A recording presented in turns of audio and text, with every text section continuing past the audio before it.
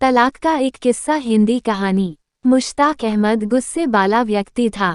उसके निकाह को करीबन 6 माह बीत चुके थे। उसकी बीबी रजिया को 3 माह का हमल था। मुश्ताक अहमद थका हारा शाम को घर आया।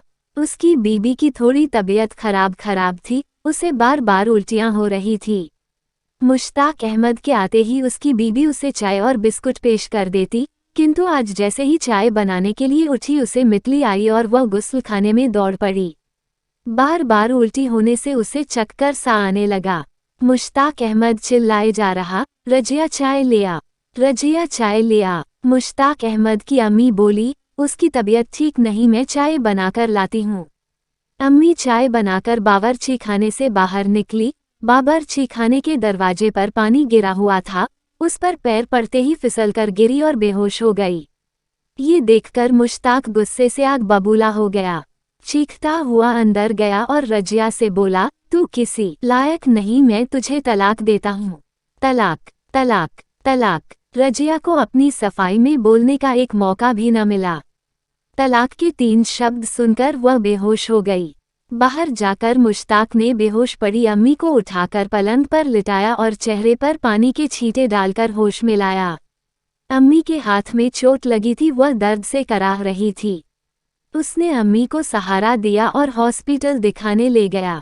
थोड़ी देर बाद अम्मी को दर्द से राहत मिली। दोनों घर आ गए। उसने रजिया को आवाज लगाई, रजिया अम्मी के पास आकर बैठो। लेकिन कोई जवाब नहीं आया। मुश्ताक अहमद को एकदम ख्याल आया कि वो रजिया को तलाक दे चुका है। वो लगभग दौड़ता सा कमरे में पहुंचा। रजिया कमरे से जा चुकी थी। उसे अपने गुनाह का एहसास हुआ। सोचने लगा, ये मैंने क्या दिया। वो वहीं बैठ गया और चीख कर रोने लगा। उसकी अम्मी घबरा गई, धीरे धीरे चलते हुए बेटे के पास पहुंची। क्या हुआ बेटा, क्या हुआ? बार बार पूछने पर उसने अपनी करतूत बयां कर दी। सुनकर उसकी अम्मी सन्न रह गई। रजिया को थोड़ी देर बाद होश आया। वह बिलख बिलख कर रोने लगी। रोते रोते उसने अपने घर बताया कि मुश्ताक ने उसे तलाक दे दिया है। हालांकि इद्दत का वक्त पूरा होने तक रजिया शौहर के घर में रह सकती थी, लेकिन ये उसकी खुददारी को गवारा नहीं था। इसलिए रजिया ने खाविंद का घर छोड़ दिया और अपने वालिद के घर आ गई। मुश्ताक गुनाह की आग में जलने लगा और उसने रजिया एवं उसके घर वालों से अपनी खता की माफ़ी मांगी। रजिया को अपनी जिंदगी में वापस लाने की जुगत में लग गया।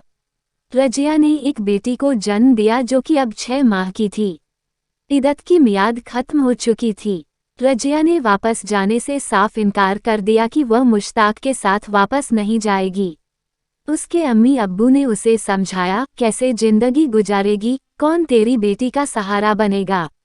वह खामोश हो गई, लेकिन न तो उसका दिल हलाला के लिए तैयार था और न ही वह मुश्ताक को माफ़ करना चाहती थी। मुश्ताक निकाह हलाला के लिए व्यक्ति ढूंढने में लगा हुआ था। मुश्ताक ने अपनी परेशानी का सबब अपने दोस्त को बताया। दोस्त ने अपने एक दूर के रिश्तेदार शाकिर से मिलवाया जो एक रिक्शा चालक था, जिसकी बीबी की 8 माह पहले बच्चा पैदा होते समय मौत हो गई थी। अम्मी सख्त बीमार थी। उसके ऑपरेशन के लिए उसे 50,000 रुपये की सख्त दरकार थी। अम्मी की और अपने दुधमुन्हे बेटे की देखभाल की वजह से वह रिक्शा भी नियमित नहीं चला पा रहा था। मुश्ताक ने शाकिर से रजिया के साथ निकाह हलाला करने के लिए कहा। शाकिर पैसे की दरकार के चलते तुरंत तैयार हो गया। दोनों के बीच में 50,000 में सौदा तय हो गया। रजिया और शाकिर का निकाह हलाला करवा दिया गया। रजिया ने शाकिर के घर आते ही उसकी अम्मी और बेटे की देखभाल की जिम्मेदारी निभानी शुरू कर दी। शाकिर को रिक्शा चलाने का वक्त मिल गया। वह नियमित काम पर जाने लगा। उसे रजिया में बहुत खूबियां दिखीं। रजिया भी समझ गई कि शाकिर एक अच्छा और जहीन व्यक्ति है। रजिया ने शाकिर से कहा, मैं ताउम्र तुम्हारे साथ रहना चाहती हूँ, अगर तुम्हें मेरा साथ मंजूर हो तो मुझे तलाक मत देना।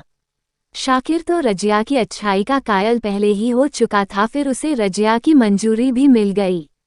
उसे और क्या चाहिए, वह इस बात से इत्तफाक रखता था। मुश्ताक शाकिर के पास पहुंचा और कहा कि वह रजिया को तलाक दे और सौदे के मुताबिक अपनी रकम ले ले। शाकिर ने साफ इनकार कर दिया कि वह रजिया को तलाक नहीं देगा। मुश्ताक ने अपने दोस्त का सहारा लिया। उसने शाकिर को समझाया, उसे अपने ही शब्दों से मुकरने का हवाला दिया, किंतु शाकिर ने उसकी बात नहीं मानी और कि रजिया नहीं चाहती मैं उसे तलाक दूं और मैं भी नहीं चाहता कि रजिया मुझे छोड़कर जाए। मुश्ताक ने उसे 1 लाख रुपए देने की बात कही तो शाकिर बोला कि मैं रजिया के लिए 1 करोड़ भी ठुकरा दूंगा। रजिया उसकी ये बात सुनकर और निहाल हो गई। मुश्ताक ने काजी के रूबरू अपना वाकया बयान किया। काजी ने शाकिर को तलब किया। शाकिर ने काजी से कहा, मैं और रजिया दोनों ही एक दूसरे से अलग होना नहीं चाहते। काजी ने रजिया से बात की तो रजिया ने शाकिर के साथ जिंदगी बिताने की बात कही और बोली, मैं मुश्ताक के साथ एक पल भी बिताना पसंद नहीं करूंगी, मुझे उससे निजात चाहिए। रजिया को मुश्ताक से निजात मिल गई।